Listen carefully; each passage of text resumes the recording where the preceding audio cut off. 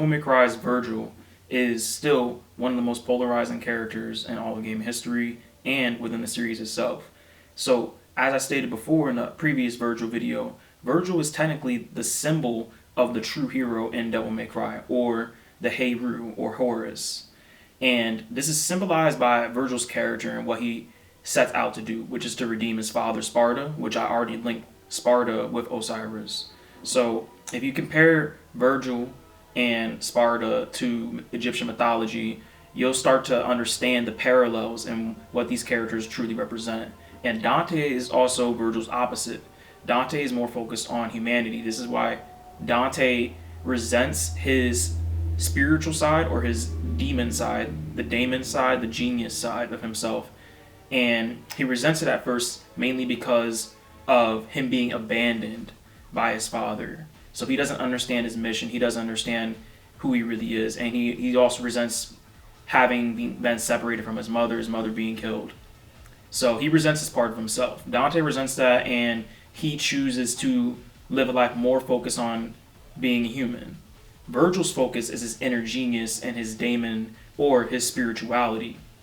Dante resents that side at first, but after learning he must overcome that, he rises above human thought and the human process and into a higher state of being. So this is where you get the battling brothers from. So same thing with Heru and Set in Egyptian mythology. This battling brothers thing is symbolized in Devil May Cry. So you have the Egyptian parallel, you also have the Gnostic parallel in Devil May Cry as well. So, and I'm going to get into how Nelo Angelo and the Gnostic parallels, they're also inside of this as well. So, Virgil falling into hell at the end of Devil May Cry 3 after losing Dante, that's symbolic of the soul in Gnosticism falling down into Earth, or the prison planet itself. And if you don't know exactly what I mean by that, just take some time, research any book on Gnosticism, and you'll start to get a clear idea of what I'm really talking about. You might have an idea. But in Gnosticism, falling down to Earth, living in Earth, or being in a human body, trapped in a human body, is a prison. And the only thing that can get you out of that is knowledge of self. So, many mythologies link Earth and Hell together. It's not just Gnosticism. Christianity, the later day development of Gnosticism, also links them together. And it says that both heaven, earth, and hell will pass away. So that means all three of those things, they're not eternal. Tartarus in Greek mythology, you have Gnosticism, as I said before, and Hinduism with Maya and the illusion. So this is where you get the whole Earth was a matrix thing. And if Earth is a matrix, that means it's made. That means someone's controlling it, which means in essence, there's a box around your existence. And something exists outside of that. Some part of you exists outside of that can breach that box. So essentially, this is what Virgil is seeking to do. He just doesn't know it yet. But him falling down into Earth or into hell at the end of Devil May Cry 3, not Earth, he fell into hell. That's symbolic of the soul and its journey in Gnosticism. So remember what Virgil stood for in Devil May Cry 3. He stood for basically redeeming his father. This is the origin of the series as well. So if you have to think about how they're first introducing his character, right? And his ego got the best of him because, like I said, he had no knowledge of self. He didn't go through the entire journey and he didn't truly understand himself. That's why he ended up losing to Mundus. That's why Mundus, who is also Pluto is a later day version of Hades, and Hades is an Olympian from Greek mythology, one of the 12 Olympians, and 12 is also a number for the zodiac. So the zodiac are also linked to the archons in Gnosticism because there's 12 archons, or the 12 archangels, and the archons serve the demiurge in keeping the prison going and keeping souls locked down, attached to their human bodies as slaves to the demiurge, ignorant of their spirituality, ignorant of themselves. And the reason why they do that is because they are sustained off of it. They're sustained off of ignorance. They're sustained off of human emotion and human enslavement. So all this pride that Virgil had is something that was easy for Mundus and all the other Archons, technically his servants, to feed off of. So this is why Virgil lost in Devil May Cry 1, or in Devil May Cry 3, and going into Devil May Cry 1. This is why Virgil could not be successful. Virgil had no knowledge of self. So Mundus is also a demiurge figure as well. He's symbolized by his false god form in Devil May Cry 1. So if you look at those pictures of Mundus, or if you play Devil May Cry 1, you'll see that Mundus, that bright figure, and technically they're also trying to make it parallel to the way that white Jesus is drawn, or the white God is drawn in modern day Western Christianity developments, and how they present it. So that's essentially the way that they're trying to present the demiurge or Mundus. But Mundus is also a false god. He's a prince of darkness, which is basically another form of Satan. You could say that the demiurge and the devil are linked, because the devil, the true devil, would be the false god, and that's why they say Satan rules over earth, the devil rules over earth, but he doesn't have rule over the heavens. So that symbolism right there shows exactly what they're trying to present through Mundus. Mundus is also a jealous god too, which you can see in Gnostic mythology as well, where they make the parallel between the Old Testament God being a jealous god and the demiurge as well. So the demiurge is jealous that your soul precedes his, and Mundus is jealous because he wants Sparta's position, he wants Sparta's power, he wants to surpass Sparta, who used to be his servant, but was overthrew him to take his position, rule the demon role of an iron fist. No one could beat Sparta. Sparta was always more powerful than Mundus, and Mundus hated that. So Mundus wants to take his position. So he had to take his position through trickery. And Mundus is also symbolized by the number 3. If you see, every time you see Mundus when he first appears, and also in Devil May Cry 1, it's the 3 red dots. The red symbolizes the lowest chakra, and also the number 3 symbolizes Father, Son, and Holy Spirit. The number 3 is also still an Archon number 2 in certain ways. You can also describe it too, simply because inside of Gnostic mythology, that Trinity is something that locks down because it represents the 3 lower chakras. 3 lower chakras represent the human body. So Mundus was able to win because Virgil wasn't balanced enough in his heart. And Virgil being the color blue, which is the color of truth, the color of spiritual expression, color of creativity, Virgil didn't have any of that. He had mostly pride, which is, when your throat chakra, the 5th chakra, is imbalanced and it's too overactive, you start to become extremely prideful, extremely arrogant. And Virgil had yet to unite with his opposite, Dante, who's also red, representing the root chakra, the 1st chakra.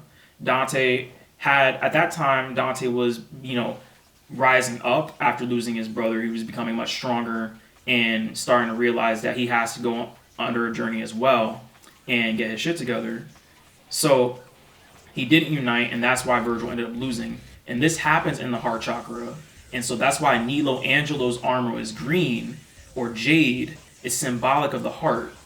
The heart chakra is green inside of its general presentation. The heart chakra is green.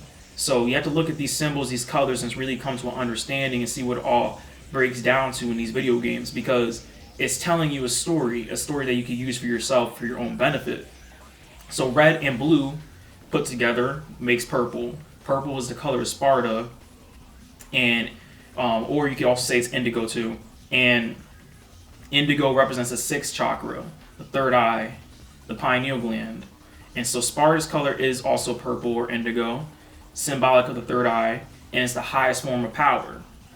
In certain schools of thought, it's the highest chakra, and others, it's the crown chakra is above it. But put them together, it's still the same thing. And what they do, they give you the connection to the higher self. So this is exactly why Virgil and Dante must unite, and also because their polarities and who they are and what they represent, they're so far away from each other, but they need each other. Same way that in Egyptian mythology, Horus and Set are so far away from each other, but at the end of the day, they still have to unite. And this is where you get the Horus Set and Horus Set is able to redeem the father that way. Otherwise, it's an endless battle. It's an endless battle between what your higher nature wants and what your lower nature wants. Dante's lower nature is lazy, always in debt. Virgil's nature is more about his own spiritual power, spiritual growth. But you can't be too far to the left, you can't be too far to the right. You have to meet in the middle. And this is exactly what happens over the course of time in Egyptian mythology. So you could say the same thing for Devil May Cry as well. So Mundus removed Virgil's heart, his will, and his ego because he felt it would make him too hard to control. Because, too much ego, you're not going to listen to anything that a slave owner is trying to tell you. And if you're true to your heart and you're true to your will, your inner fire in yourself, you're not going to listen to anything that's trying to control you. So this is essentially what is going on through the course of Devil May Cry. And this is essentially what Nelo Angelo represents. Heart, will, and ego stripped represents, if you lose that spiritual focus of yourself over time, this is what happens to you.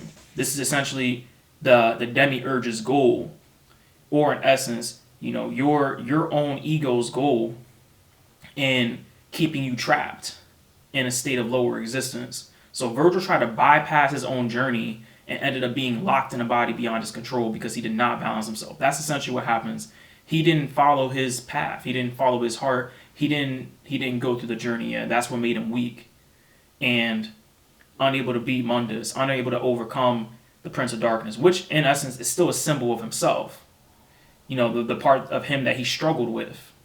In the Gnostic parallel, soul is trapped and locked to a human body by the demiurge and the archons. It created Earth, which is a form of hell, as an enticing illusion for the soul to get trapped in, to be deceived and to be trapped in. And this is exactly why in Christianity, Islam, pretty much every spiritual or mystical religious school of thought always says that the flesh is temporary, the flesh is evil, or that the flesh is lower than the spirit. You don't want to be too focused on the flesh. You don't want to be too focused on the senses. The demiurge tricks you through the senses to get you attached to the senses to keep you away from your spirituality. So you want to be able to move past that, and this is in real time. You want to be able to think above your senses, to train yourself spiritually beyond your senses, through spiritual disciplines, getting into spiritual disciplines, balancing yourself out, and taking yourself to the next level. So the Greek parallel of this is the Titans being trapped in Tartarus, which is a prison as well. Tartarus also represents Earth. And another thing for Virgil is losing his sense of self and becoming a slave, only be brought back to life by Dante in Devil May Cry 1. And Dante in Devil May Cry 1 represents Kundalini energy, spiritual energy. This is why he and Trish, they have that brief love story, even though Trish represents the mother figure as well, because she's a reflection of his mother. But they have that brief love story. Dante really cared about her, but he revitalizes his brother using that spiritual energy after defeating him 3 different times, with Set winning initially, but eventually, Horus has to come back and still win this fight. But the true win is when they unite in Devil May Cry 5. That's the true win. And Virgil also separates his humanity in Devil May Cry 5 after recovering to go through his own personal spiritual journey. So this Gnostic parallel is important because it shows we must honor our journey and our spiritual path and inclinations and follow our heart accordingly. You have to know who you really are, the eternal part of you, your soul. You have to have that knowledge of self and use that knowledge of self to propel yourself forward. Going against that knowledge of self is what leads to resistance in life.